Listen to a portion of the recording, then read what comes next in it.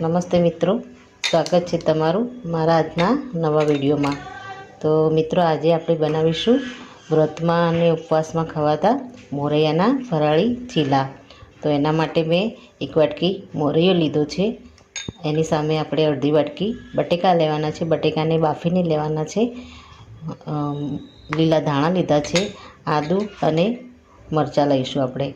તો સૌપ્રથમ તો મોરૈયાને આપણે ગરમ પાણીમાં 10 મિનિટ માટે આપણે ડીપ કરી અને મૂકી રાખીશું। બટાકાને પણ આપણે બાફીને લેવાના છે, ત્યારબાદ આપણે આને ક્રશ કરી દઉં। સૌપ્રથમ આપણે મોરૈયાને ગરમ પાણીમાં પલાળી દઈએ। મિત્રો, આપણે મોરૈયાને ગરમ પાણીમાં પલાળી અને પાણી બધું આપણે એમાંથી કાઢી દેવાનું છે। હવે આને આપણે મિક્સર જારમાં લઈ અને આપણે એને ક્રશ કરી દઈશું। ગરમ પાણીમાં આપણે થોડીવાર પલાળીએ તો મોરૈયો અંદરથી પોચો પડી જાય અને મિક્સરમાં થોડું ક્રશ કરી લઈએ તો આપણને ચીલા ઉતારવામાં એકદમ આસાની રહે। બટેકાને પણ આપણે આમાં એડ કરી દઈશું। મેં બટેકા વધારે જ બાફ્યા છે, આમાંથી એક વાટકી બટેકા જેટલા બહાર કાઢીને આપણે આની સૂકી ભાજી પણ બનાવીશું। આની સાથે આપણે આદું નાખી દઈશું અને મરચાં અને આપણે લીલા ધાણા જે કટિંગ કરીને રાખ્યા છે એને પણ આપણે આમાં એડ કરી દઈશું। ત્યારબાદ એમાં આપણે સંચળ મીઠું એડ કરીશું।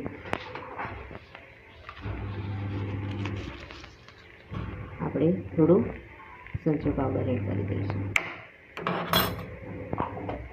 હવે આને આપણે ક્રશ કરી દઈશું।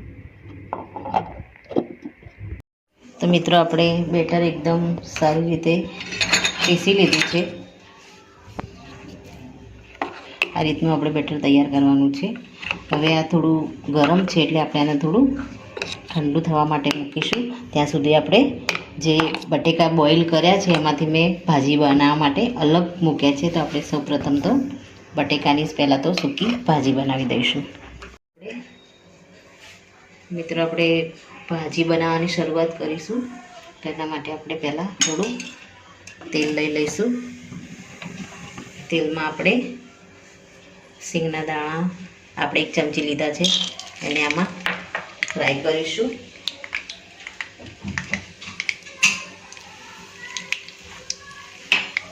આપણા સિંગના દાણા થોડા ફ્રાય થાય ત્યારબાદ આપણે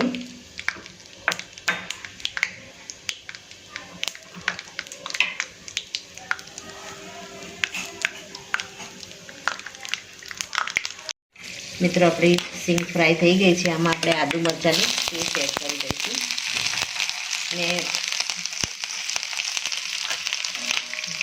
2 લીલા મરચાં લીધા છે નાના અને આદું। હવે આપણે સૂકા લીમડાના પાન એડ કરી દઈશું। ત્યારબાદ આપણે બટેકાને બોઇલ કરીને રાખ્યા છે એને પણ આપણે આમાં એડ કરી દઈશું ને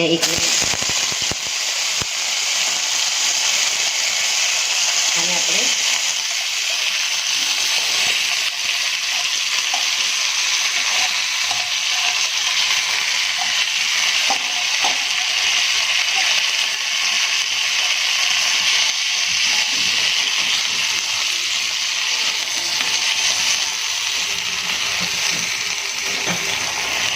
બટેકાને આપણે કાચા પાકા જ બોઇલ કર્યા છે એટલે એના પાણી સાથે આપણે આને થવા દઈશું।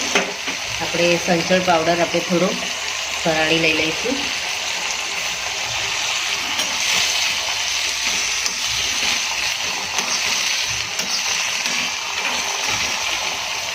ત્યારબાદ તેમાં આપણે ધાણા પાવડર એડ કરીશું 1/2 ચમચી। હવે આને ઢાંકી અને કૂક થવા દઈશું। આપણા બટેકા 50% તો આપણા બોઇલ જ છે, આપણે આને થોડા જ કૂક થવા દેવાના છે। હવે આને આપણે ઢાંકી દઈશું। આને ધીમા ગેસે થવા દઈશું. તો મિત્રો આપણે બટેકાની ભાજી રેડી થઈ ગઈ છે. ઉપરથી આપણે લીંબુ એડ કરી દઈશું.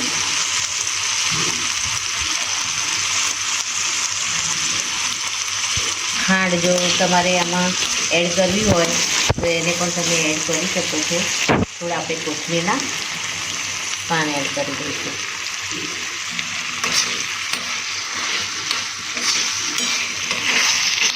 હવે આને આપણે ઢાંકી અને એક સાઈડ મૂકી દઈશું. અને આપણે જે ચીલા માટે બેટર રેડી કર્યું છે એના આપણે ચીલા ઉતારી લઈશું. મિત્રો આપણે ચીલા ઉતારવાની શરૂઆત કરીશું.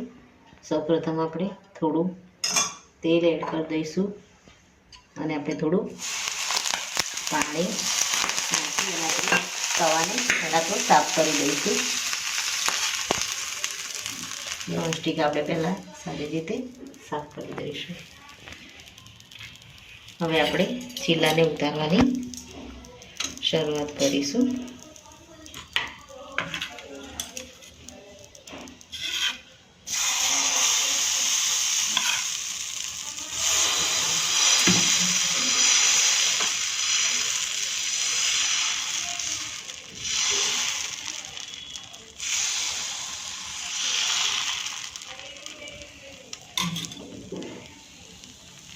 અને આપણે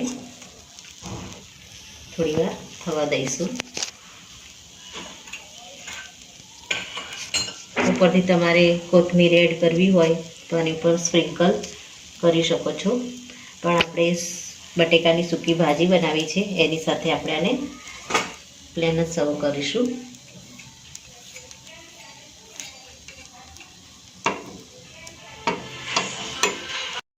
મિત્રો આપણે ઉપર થોડું તેલ એડ કરી દઈશું.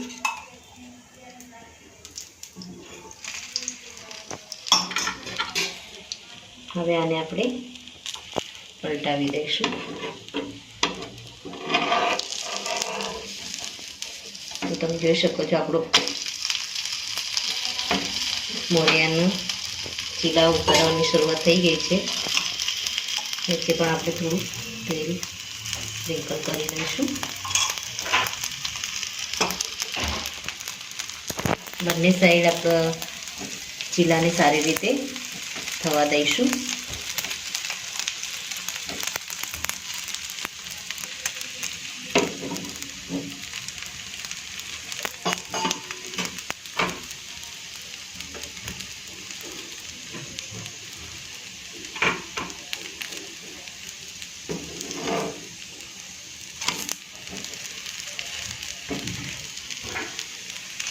મિત્રો નીચેની સાઈડથી પણ સારી રીતે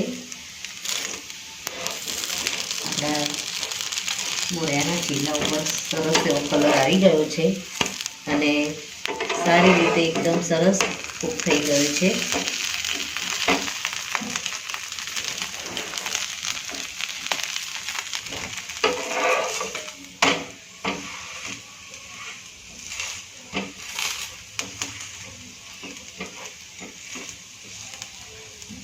હવે આને આપણે બહાર લઈ લઈશું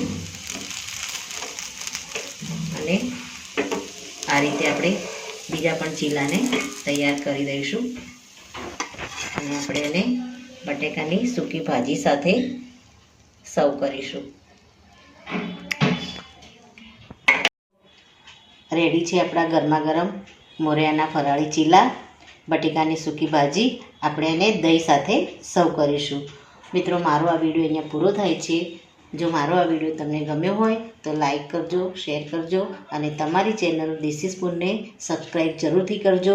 અને તમે ઘરે એકવાર આ રીતે બનાવી અને જરૂર ટેસ્ટ કરજો. ખાવામાં ખૂબ જ સ્વાદિષ્ટ અને સરસ લાગે છે. ઉપવાસમાં તો આ બેસ્ટ ઓપ્શન છે. તો મિત્રો ફરી મળીશું એક નવા જ વિડીયો સાથે. ત્યાં સુધી આવજો મિત્રો. Thank you.